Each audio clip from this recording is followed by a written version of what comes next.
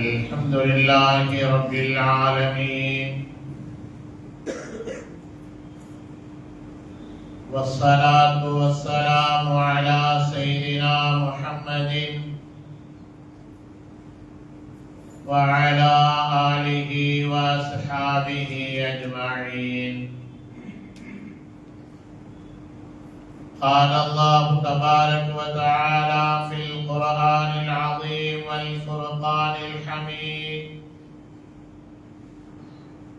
أعوذ بالله من الشيطان الرجيم. بسم الله الرحمن الرحيم. فارتقب يوم تأتي السماء بدخان مبين. صدق الله العلي العظيم. قال النبي صلى الله عليه وسلم: إنها لن تقوم حتى تروا قبلها 10 آيات. رواه مسلم أو كما قال عليه الصلاة والتسليم. رضينا بالله ربا وبالإسلام دينا وبمحمد صلى الله عليه وسلم نبيا ورسولا وبمحي الدين عبد القادر جيلاني قدس الله سره العزيز شيخا ومرشدا. அளவற்ற அருளாளனும் நிகரற்ற அன்புடையவனுமாகிய எல்லாம் வல்ல அல்லாஹ்வின் திருப்பெயரால் துவங்குவோமாக. சலாத்தும் சலாமும் ஹஜ்ரத் சையதுனா முஹம்மதுர் ரசூலுல்லாஹி ஸல்லல்லாஹு அலைஹி வஸல்லம் அவர்கள் மீதும் அவர்களை பின்பற்றி வாழ்ந்த சத்திய சஹாபாக்கள், தாபிஈன்கள், தபவு தாபிஈன்கள், இமாம்கள், இன்று உலகத்திலே பல்வேறு பகுதியில் வாழக்கூடிய முஸ்லிம் சமுதாய மக்கள், குறிப்பாக இந்த ஜும்மாவுடைய தொழுகைக்காக முன்னமே வந்து அமர்ந்திருக்கிற நம் எல்லோரின் மீதும் அல்லாஹ்வின் அன்பும் அருளும் என்றென்றும் நின்று நீங்கா நிலவட்டுமாகுக. ரப்புல் ஆலமீன் அல்லாஹ் ஜல்ல ஷானஹு வ தஆலா நமக்கும் நம்முடைய சந்ததிகளுக்கும் நீண்ட ஆயுளையும் நிறைவான செல்வத்தையும் நோயற்ற வாழ்வையும் குன்றாத மன நிம்மதியையும் சம்பூர்ணமான ஈமானிய பாக்கியத்தையும் தந்தருள் புரிவானாக. அன்பான பெருமக்களே, அல்லாஹ்வுடைய அருளின் காரணமாக கடந்த 3 வாரங்களாக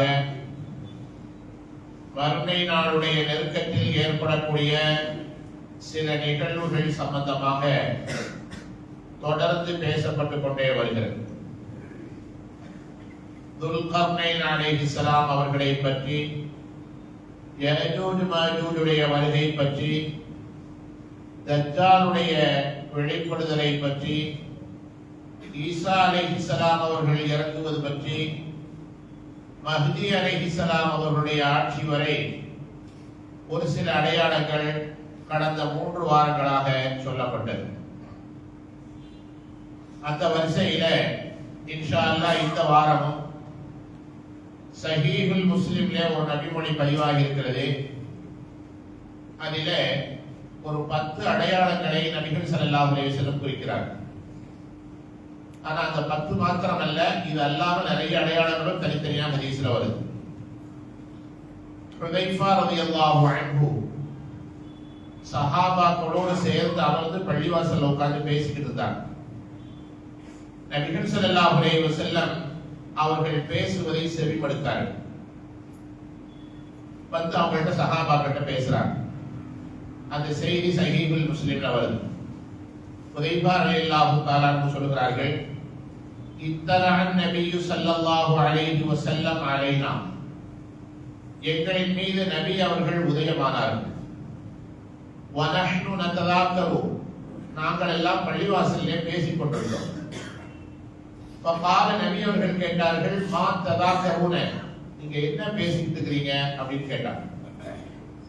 நாங்கள் சொன்னோம், நதுகுரு சாஅத, வறுமை நாள் எப்போது வரும் என்பதை பற்றி நாங்கள் ஒருவருக்கு ஒருவர் பேசிக் கொண்டிருக்கிறோம் என்று நாங்கள் சொன்னோம். இதைத்தான் நாங்கள் பேசிட்டு இருந்தோம் அப்படின்னு சொல்லுங்க. உடனே நபி அவர்கள் சொன்னார்கள், இன்னஹா லன் தகூம ஹத்தா தரவு கப்லஹா 10 ஆயாத்தின். 10 பெரிய அடையாளங்களை நீங்கள் பார்க்கும் வரை கியாமத் நாள் வராது. ஒரு 10 அடையாளங்களை நான் சொல்கிறேன், மறுமை நாளை பற்றி தானே நீங்கள் பேசுகிறீர்கள். ஒரு 10 அடையாளங்களை நான் சொல்கிறேன், அந்த 10 அடையாளங்களை நீங்கள் பார்க்கிற வரை மறுமை நாள் வராது. சொல்லிவிட்டு நபி அவர்கள் சொன்னார்கள், அத்-துகானு, புகை, வத்-தஜ்ஜாலு, தஜ்ஜால், வத்-தாபத்து, தாபத்துல் அர்த், வதுலூஉ ஷம்ஸி மின் மக்ரிபிஹா, மேற்கிலிருந்து சூரியன் உதித்தல். அஞ்சாவது, வநுஸூல் ஈஸா இப்னு மரியம், மரியமுடைய குமாரன் ஈசா இறங்குதல். வயஜூஜ் மாஜூஜ், யஜூஜ் மாஜூஜுடைய வருகை. வஸலாஸத்து ஹுஸூஃபின், 3 நிலநடுக்கங்கள். ஹஸ்ஃபுன் பில் மஷ்ரிகி வ ஹஸ்ஃபுன் பில் மக்ரிபி வ ஹஸ்ஃபுன் பி ஜஸீரத்தில் அரப். கிழக்கில் ஒரு நிலநடுக்கம், மேற்கில் ஒரு நிலநடுக்கம், அரபு தீபகற்பத்தில் ஒரு நிலநடுக்கம். வ ஆகிரு ذلك, அதுல கடைசி அடையாளம், நாரும் ஒரு நெருப்பு வெளிப்படும். தஃருஜு மினல் யமன், அது யமனிலிருந்து வெளியாகும். தத்துது நாஸ இலா மஹ்ஷரிஹிம், மக்களை அது விரட்டி கொண்டு போய் மஹ்ஷரிலே ஒன்று சேர்க்கும். 10 அடையாளங்களை நபிகள் ஸல்லல்லாஹு அலைஹி வஸல்லம் சொன்னாங்க. சஹீஹுல் முஸ்லிம்ல பதிவாகி இருக்கு இந்த நபிமொழி. இதுல ஒரு சில விஷயங்கள் நம்ம கடந்த வாரங்களில் சொல்லப்பட்டுச்சு. தஜ்ஜாலை பத்தி ஒரு வாரம் முழுமையாக பேசப்பட்டது. யஜூஜ் மாஜூஜை பற்றி சொல்லப்பட்டது. மரியம் அலைஹிஸ்ஸலாமுடைய குமாரர் ஈசா அலைஹிஸ்ஸலாமுடைய வருகை சம்பந்தமாக லேசாக சொல்லப்பட்டது. இதை தவிர மஹ்தி அலைஹிஸ்ஸலாம் மற்ற விஷயங்கள் எல்லாம் பேசப்பட்டது. இந்த நபிமொழியிலே ஒரு 10 அடையாளங்கள் சொல்லப்பட்டிருக்கிறது. ஏற்கனவே சொன்ன விஷயங்களை தவிர்த்து மீதியுள்ள விஷயங்களை பார்க்கலாம். நபிகள் ஸல்லல்லாஹு அலைஹி வஸல்லம் சொன்னார்கள், முதல் அடையாளமாக துஹான், புகை என்று சொன்னார்கள். மறுமை நாளுடைய அடையாளம், முதல் அடையாளம் புகை. குர்ஆன் ஷரீஃப் எடுத்து பார்த்தீங்கன்னா சூரத்து துஹான் அப்படின்னு ஒரு அத்தியாயம் இருக்கிறது. 114 சூறாக்கள்ல ஒரு அத்தியாயத்துக்கு பேரு துஹான் பேரு, புகைன்னு பேரு. புகைங்கிறது ஒரு அடையாளம். அது எப்படி ஏற்படும்? அந்த புகைக்கு என்ன விளக்கம்? 2 விதமான விளக்கங்கள் சொல்லப்பட்டிருக்கு. முதலாவது, கியாமத் நாளுடைய நெருக்கத்திலே வானத்திலே இருந்து ஒரு புகை இறங்கும். நெருப்பு மூட்டினா புகை வருதில்லை, அது மாதிரி புகை வரும். அந்த புகை உலகம் முழுக்க பரவும். ஒரு நாட்டுல, ஒரு பகுதியில, ஒரு ஊர்ல கிடையாது, உலகம் முழுக்க அந்த புகை பரவும். முஸ்லிம்களும் இருப்பார்கள், காஃபிர்களும் அப்போது இருப்பார்கள். இந்த புகை பரவ பரவ மூமின்களுக்கு ஜலதோஷம் ஏற்படும், சளி பிடிக்கும். காஃபிர்களை பொறுத்தளவுக்கு அவர்களுடைய உடல் உறுப்புக்குள்ளே கண்கள் வழியாக, மூக்கு வழியாக, துவாரங்கள் வழியாக உள்ளே புகுந்து கடுமையான வேதனையை அது ஏற்படுத்தும். அந்த புகை சாதாரண புகைதான். காஃபிர்களை பொறுத்தளவுக்கு கடுமையான வேதனையை அது ஏற்படுத்தும். மூமின்களை பொறுத்தளவுக்கு லேசான சளி ஜலதோஷத்தோடு அது நின்றுவிடும். இதைத்தான் நபிகள் ஸல்லல்லாஹு அலைஹி வஸல்லம் 10 அடையாளங்களிலே முதல் அடையாளமாக துஹான், புகை என்று சொன்னார். இது வரும். இது ஹதீஸ்கள்ல பல இடங்கள்ல இதற்கான விளக்கங்கள் பேசப்பட்டிருக்கிறது. இந்த புகை என்பதற்கு இன்னொரு விளக்கமும் சொல்லப்பட்டிருக்கிறது. நபிகள் ஸல்லல்லாஹு அலைஹி வஸல்லமுடைய காலத்திலே ஒரு புகை போன்ற ஒரு உருவம் உருவானது, ஒரு தோற்றம் ஏற்பட்டது. அதைத்தான் அல்லாஹ் அந்த துஹான் என்ற அத்தியாயத்திலே சொல்கிறான். இது தஃசீரிலே வருகிறது. மக்காவுல நபி ஸல்லல்லாஹு அலைஹி வஸல்லம் வாழ்ந்து கொண்டிருந்த நேரத்திலே 13 வருஷம் இருந்தாங்கல்ல, நபியாக ஆனதுக்கு பிறகு 40ல இருந்து 53 வயசு வரைக்கும் இருந்தாங்கல்ல. கடுமையான தொல்லை, குறைஷிகள் கடுமையான தொல்லை. நபிகள் ஸல்லல்லாஹு அலைஹி வஸல்லம் அர்ஹமுர் ராஹிமீன், ரொம்பவும் கிருபை உள்ளவர்கள், ரஹ்மத்துல் ஆலமீன், அருள் உள்ளவர்கள், இரக்கம் உள்ளவர்கள், மன்னிக்கும் மனப்பான்மை உள்ளவர்கள். ஆனால் அவர்களுக்கே கோபம் வருகிறது. அப்படின்னா அந்த மக்காவாசிகள் எவ்வளவு தொல்லை கொடுத்திருப்பாங்கன்னு பாருங்க. அவ்வளவு தொல்லை, இவ்வளவுதான் அப்படின்னு பட்டியல முடியாத அளவுக்கு தொல்லை. ஒரு தடவை நபி அவர்கள் அல்லாஹ்விடத்திலே கையேந்துகிறாங்க. ரப்பே, இந்த மக்களுக்கு யூசுப் அலைஹிஸ்ஸலாமுடைய காலத்திலே ஏற்பட்ட பஞ்சத்தை போன்று ஏற்படுத்து என்று துஆ செய்திருக்காங்க. அதுக்கு பேர் பத்வான்னு பேர். பத்வா, பது துஆன, பதுனா உதுல கெட்டது, கெட்ட பிரார்த்தனை, கேடு வரக்கூடிய பிரார்த்தனை பண்றது. அதான் நம்ம பத்வா பது துஆ. நபிகள் ஸல்லல்லாஹு அலைஹி வஸல்லம் சொன்னார்கள், யூசுப் அலைஹிஸ்ஸலாமுடைய காலத்திலே ஏற்பட்ட பஞ்சத்தை போன்று இந்த மக்களுக்கு ஏற்படட்டும். நபி கையை உயர்த்திட்டா ரப்பு எப்போது எதிர்பார்த்துட்டு இருந்த மாதிரி அந்த மக்களுக்கு கடுமையான பஞ்சம். சாப்பிடுறதுக்கு ஒண்ணுமே இல்ல, மழை இல்ல, விவசாயம் இல்ல, தானியங்கள் இல்ல, வறட்சின்னா அப்படிப்பட்ட வறட்சி. அபூ சுஃபியான் அந்த சூழ்நிலையை பார்த்துட்டு நபிகளாட்ட வர்ற, அல்லாஹ்வுடைய தூதர் அவர்களே, நீங்க துஆ பண்ணிட்டீங்க, இங்கே வாழ்ந்து கொண்டிருக்கக்கூடிய இந்த முகர் என்ற கூட்டம் கடுமையான பஞ்சத்தில் இருக்கிறார்கள், செத்து கொண்டிருக்கிறார்கள்.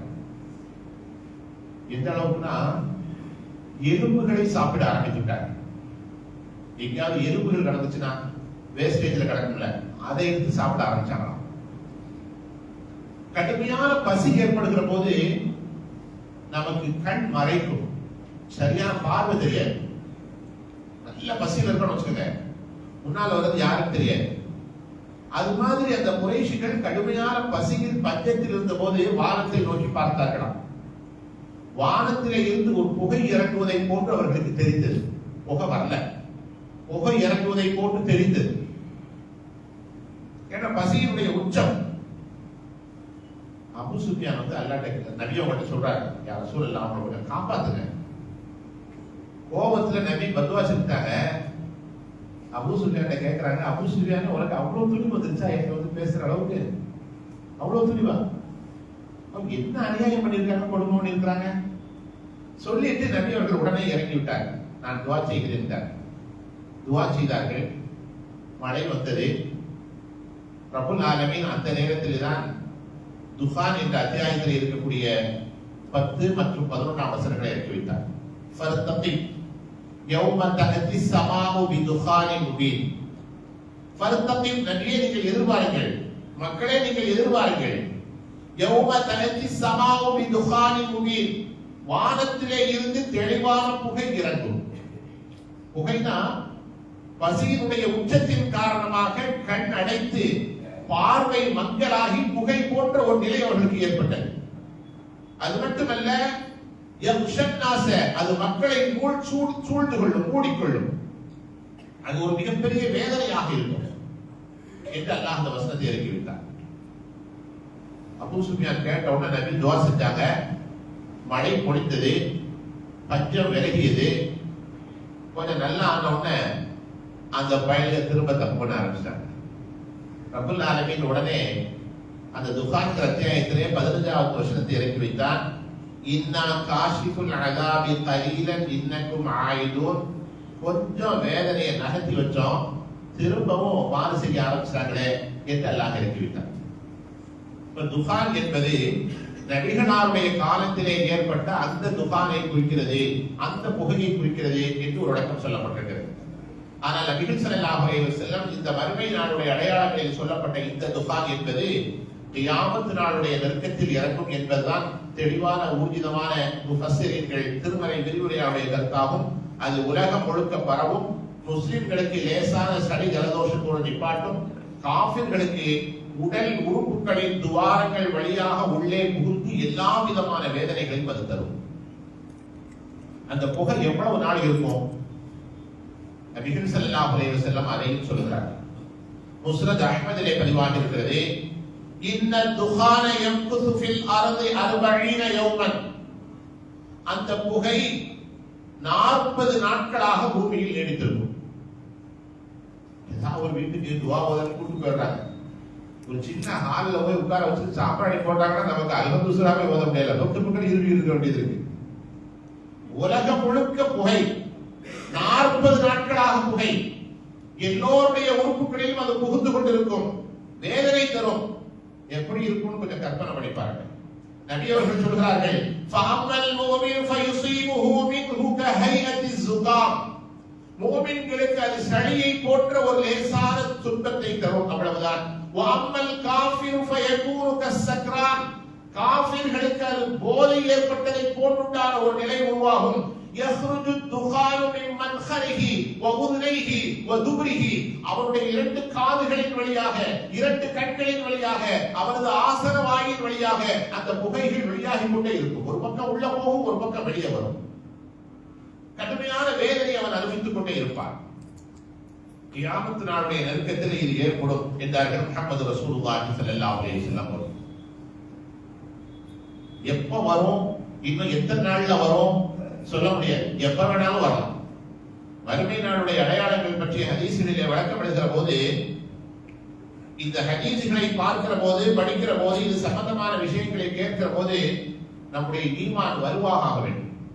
சீக்கிரமா கூட வந்துடலாம். நாம் மறுமைக்கான தயாரிப்பில் இருக்க வேண்டும். உலகத்திலே ஏற்பட்டிருக்கக்கூடிய சின்ன சின்ன விஷயங்கள் எல்லாம் தூக்கி எறிந்துவிட்டு மறுமையை நோக்கி நாம் பயணிப்பதற்கு ஆயத்தமாக வேண்டும். பாவங்களை விட்டு விலக வேண்டும், நன்மைகள் செய்வதற்கு ஆயத்தமாக வேண்டும் என்றெல்லாம் ஹதீஸிலே விளக்கம் சொல்லப்பட்டிருக்கிறது. ஹதீஸுடைய விளக்கத்திலே வருகிறது, நபிகள் ஸல்லல்லாஹு அலைஹி வஸல்லம் சொன்னார்கள், கியாமத் நாளுடைய அடையாளங்களிலே தாபத் என்று ஒரு அடையாளம் சொல்கிறாங்க. தாபத்துன்னா உயிரினம் அப்படிங்கிறாங்க, நடந்து போகிற உயிரினம்.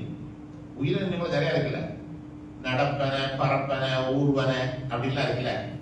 இப்ப நடந்து போகிற ஒரு உயிரினம் அது கியாமத் நாளுடைய நெருக்கத்தில் வெளிப்படும். சூரத்துல் நம்ல் என்ற ஒரு அத்தியாயம், அதில் அல்லாஹ் பேசுகிறான், وَإِذَا وَقَعَ الْقَوْلُ عَلَيْهِمْ أَخْرَجْنَا لَهُمْ دَابَّةً مِنَ الْأَرْضِ تُكَلِّمُهُمْ أَنَّ النَّاسَ كَانُوا بِآيَاتِنَا لَا يُوقِنُونَ. கியாமத் நாளுடைய நெருக்கம் ஏற்பட்டு விட்டால் பூமியிலே இருந்து ஒரு உயிரினத்தை நாம் வெளிப்படுத்துவோம். அல்லாஹ் சொல்றான் குர்ஆன்ல, தாபத்து மினல் அர்த், பூமியில் இருந்து ஒரு உயிரினத்தை வெளிப்படுத்துவோம். நடப்பனவுல உள்ளது. அது என்ன செய்யும்னா, துகல்லிமுஹும், மக்களிடத்திலே பேசும். அன்னன்னாஸ கானூ பி ஆயாத்தினா லா யுகினூன், அல்லாஹ்வை நம்பாம இருக்கிறீங்களே என்று அது கேட்கும். தாபத்துனா நடந்து போகிற உயிரினம். எங்கே இருந்து வரும்னா, முஃமின்கள் பூமியில இருந்து அது வரும். ஆனா குர்ஆன்லயோ ஹதீஸ்லயோ தஃப்சீர்லயோ அதனுடைய உருவ அமைப்பை பற்றி சொல்லப்படவே இல்லை. ஒரு விசித்திரமான உயிரினம்.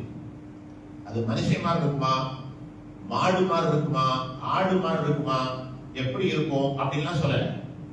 ஊர்வனால கிடையாது, பரப்பனால கிடையாது, நடப்பன அப்படிங்கிற உயிரினத்தில வகை சார்ந்த ஒரு உயிரினம் கியாமத் நாளுடைய நெருக்கத்திலே பூமியிலிருந்து வெளிப்படும். பூமியிலிருந்து வெளிப்படும் சொன்னதுக்கு என்ன காரணம்னா, தாபத்து மினல் அர்தி என்று அல்லாஹ் குர்ஆனிலே சொல்கிறான். பூமியிலிருந்து வெளிப்படக்கூடிய ஒரு உயிரினம் உங்களை வந்து சந்திக்கும், எல்லாத்திலையும் பேசுவது. அதிசயமான விசித்திரமான ஒரு உயிரினம். அல்லாஹ்வுடைய அத்தாட்சிகளை அது வெளிப்படுத்திக் கொண்டே இருக்கும். முஃமின்களும் இருப்பார்கள், காஃபிர்களும் இருப்பார்கள். முஃமின்களுடைய முகத்திலே அது ஒரு அடையாளம் இடும், காஃபிர்களுடைய மூக்கிலோ அல்லது முகத்திலோ அது ஒரு அடையாளம் இடும். இந்த தாபத்துல் அர்த் அப்படிங்கிற உயிரினம் வெளியே வந்ததுக்கு அப்புறம் முஃமின் யாரு, காஃபிர் யாரு தெளிவா தெரியும். இப்ப நம்ம ட்ரெயின்ல போய்கிட்டு இருக்கிறோம், அல்லது ஒரு பார்க்ல உட்கார்ந்து இருக்கிறோம். அப்துல்லாவும் உட்கார்ந்து இருப்பாரு, சுப்பிரமணியனும் உட்கார்ந்து இருப்பாரு, அந்தோசாமியும் உட்கார்ந்து இருப்பாரு. எல்லாம் ஒரே மாதிரி தானே இருக்கும். தொப்பி இருக்கா, தாடி இருக்கா, எல்லாம் மூணு ஒரே சைஸா தான் இருக்கும். பார்க்கறதுக்கு ஒண்ணுமே தெரியாது, என்ன அடையாளம் கிடையாது. ஆனா இந்த தாபத்துல் அர்த் வந்ததுக்கு அப்புறம் உட்கார்ந்து இருக்கிறதுல முஃமின் யாருன்னு தெரியும், காஃபிர் யாருன்னு தெரியும். இந்த தாபத்துல் அர்த் என்ற இந்த உயிரினம் மக்களிடத்திலே சென்று பேசி நீ அல்லாஹ்வை ஏற்கவில்லை என்ற முத்திரையை அவன் மேல் பதிக்கும். முஃமின்களிடத்திலே நீ முஃமின் என்ற முத்திரையை அது பதிக்கும். அது பூமியில் இருந்து வெளிப்படும். தஃப்சீர்களை தேடி பார்த்தா மினல் அர்தி பூமியில் இருந்து வருது. அந்த பூமி எந்த பூமி? சென்னையா முன்பெயர்ல இருக்கா, அது எங்கிருந்து வரும்? தெளிவான விளக்கங்கள் இல்லை. சில தஃசீர்களில் ஒரு கருத்து எழுதப்பட்டிருக்கிறது, மக்கத்துல் முக்கர்ரமாவிலே வெளிப்படும், சஃபா மர்வா என்ற கூட்டுகளுக்கு இடையிலே இருந்து அது வெளிப்படும் என்று விளக்கம் சொல்லப்பட்டிருக்கிறது. ஆனாலும் அது ஊர்ஜிதமான தகவல் இல்லை. மினல் அர்து என்ற குர்ஆனிலே வருகிற காரணத்தினால் அது பூமியிலிருந்து வெளிப்படும் என்பதை மாத்திரம் நாம் நம்பினால் போதுமானது.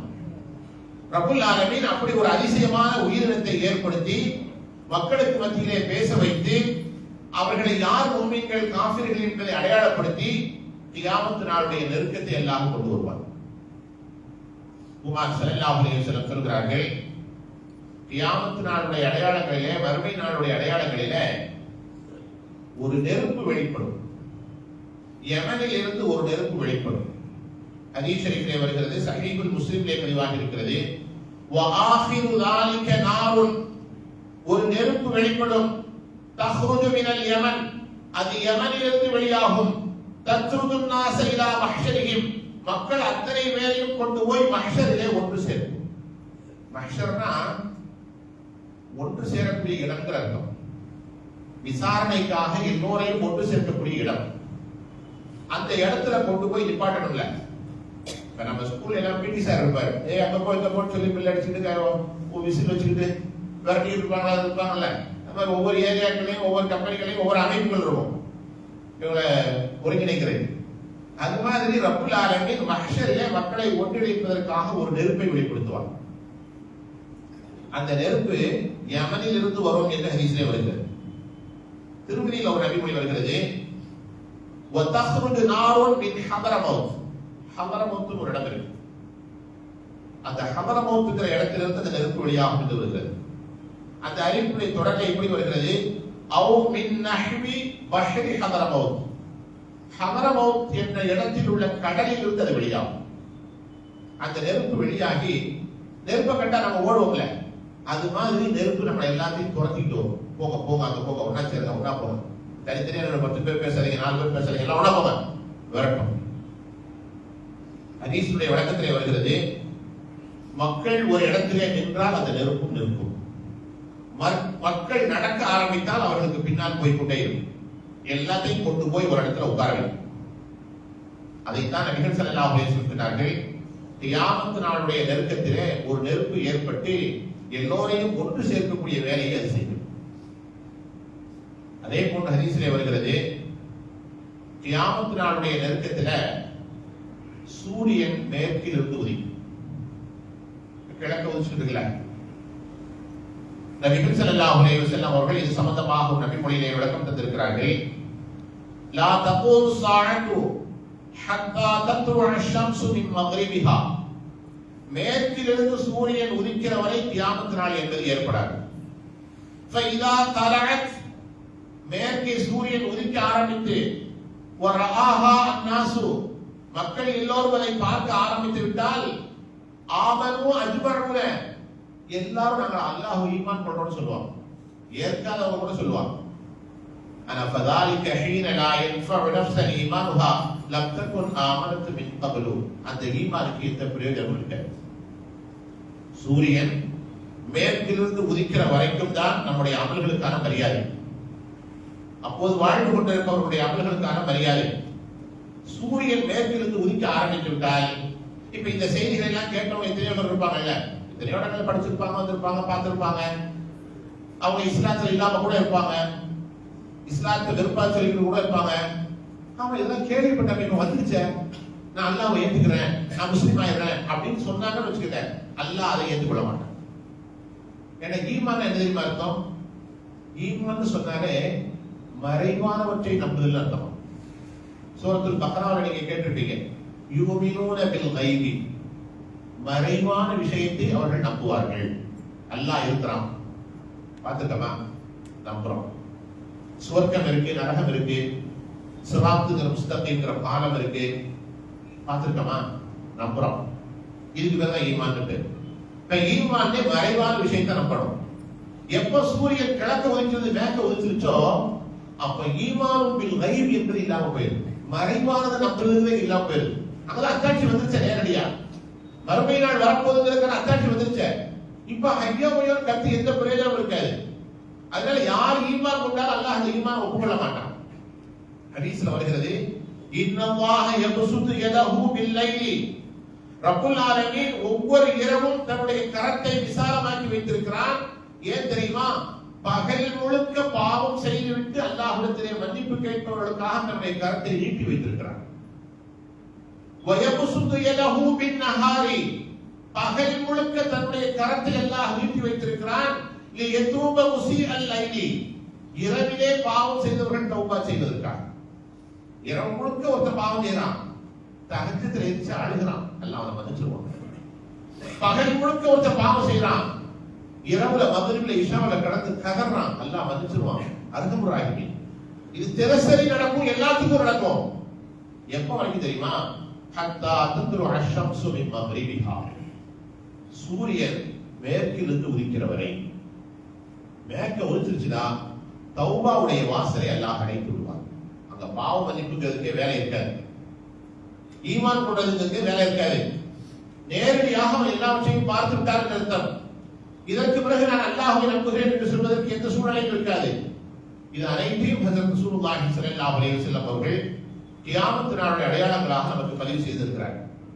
இதை தவிர தஜ்ஜாலுடைய வருகை, யஜூஜ் மாஜூஜுடைய வருகை, அதே போன்று மஹ்தி அலைஹிஸ்ஸலாம், ஈசா அலைஹிஸ்ஸலாமுடைய வருகை, இவைகள் அனைத்துமே எது முதல்ல நடக்கும் எது பின்னால் நடக்கும் அப்படிங்கிறதுக்கு ஒரு சில விஷயங்களுக்கு தான் குறிப்புகள் இருக்கிறது. ஒன்று வந்தா இன்னொன்று தொடர்ந்து வந்துடும். கியாமத் நாளில் இது வந்துருச்சு, நம்ம அதுக்கப்புறம் நம்ம கொஞ்சம் உஷாராயிடலாம், அப்புறம் பாவம் கேட்டுக்கலாம், தௌபா செஞ்சுக்கலாம் அப்படின்னு இருக்கக்கூடாது. ஒண்ணு வந்த உடனே இன்னொன்று வந்துடும். அது வரைக்கும் நமக்கு எந்த கேப்பும் இருக்காது. அதனால இந்த அடையாளங்களை ஹஜ்ரத் ரசூலுல்லாஹி ஸல்லல்லாஹு அலைஹி வஸல்லம் சொல்லி தந்து முஸ்லிம் உம்மத்திற்கு மிகப்பெரிய விழிப்புணர்வை தந்திருக்கிறார். இவ்வளவு தெளிவான விஷயங்கள் எங்கேயுமே பேசப்பட்டிருக்காது. மௌத்துக்கு பிறகு ஒரு வாழ்க்கை இருக்கிறது என்பதை குமார் ஸல்லல்லாஹு அலைஹி வஸல்லம் அழுத்தம் திருத்தமாக சொல்லி தருகிறார்கள். எது வரைக்கும் உடைய பாவ மன்னிப்புக்கான பவர் இருக்குது என்பதை நபிகள் ஸல்லல்லாஹு அலைஹி வஸல்லம் சொல்லி தருகிறார்கள். நாளைக்கு பார்த்துக்கலாம், நாளை மறுநாள் பார்த்துக்கலாம் கிடையாது. பாவத்திலிருந்து உடனடியாக விடுபட வேண்டும். நன்மைகள் செய்வதற்கு ஆர்வமாக இருக்க வேண்டும். முடிகிறதோ முடியவில்லையோ, உடல் ஒத்துழைக்கிறதோ இல்லையோ, அதிகமான நன்மைகளை செய்து இன்று தியாகத்து வந்தாலும் நான் தயாராக இருக்கிறேன் என்ற நிலைப்பாட்டில் நாம் எல்லோரும் வர வேண்டும். இந்த சூழ்நிலை உருவாகிவிட்டால் சண்டைகளுக்கு வேலை இல்லை, சச்சரவுகளுக்கு வேலை இல்லை, பேராசைகளுக்கு வேலை இல்லை, பொறாமைகளுக்கு வேலை இல்லை. மறுமையை நோக்கி எல்லோருடைய பயணமும் கவனமும் இருந்து கொண்டே இருக்கும் என்பதிலே எந்த சந்தேகம் இல்லை. இந்த செய்தியை சொல்லக்கூடிய சஹாபி நபிகள் ஸல்லல்லாஹு அலைஹி வஸல்லம் வந்து அந்த விஷயத்தை சொல்றாங்க பாருங்க. ஆரம்பத்தில் உங்களுக்கு ஒரு நபிமொழி படிச்சு காட்டுறேன். அதுல அந்த நபிமொழியில சஹாபாக்கள் எப்படி சொல்றாங்கன்னா, இத்தலஅன் நபியு ஸல்லல்லாஹு அலைஹி வஸல்லம், நபி அவர்கள் எங்களுக்கு உதயமானார்கள் என்று சொல்றாரு.